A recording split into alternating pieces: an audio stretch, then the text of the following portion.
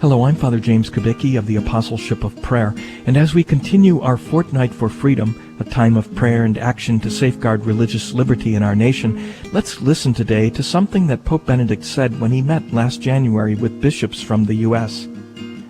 The Church's witness is of its nature public. She seeks to convince by proposing rational arguments in the public square.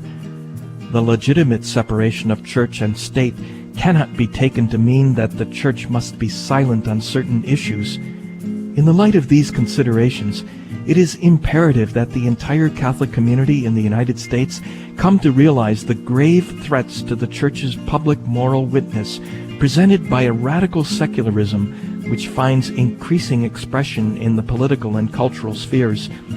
The seriousness of these threats needs to be clearly appreciated at every level of ecclesial life. Of particular concern are certain attempts being made to limit that most cherished of American freedoms, the freedom of religion. Many of you have pointed out that concerted efforts have been made to deny the right of conscientious objection on the part of Catholic individuals and institutions with regard to cooperation in intrinsically evil practices.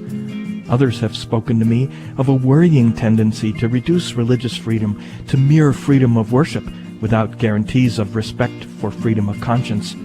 Here, once more, we see the need for an engaged, articulate, and well-formed Catholic laity, endowed with a strong critical sense vis-a-vis the dominant culture, and with the courage to counter a reductive secularism which would delegitimize the Church's participation in public debate about the issues which are determining the future of American society.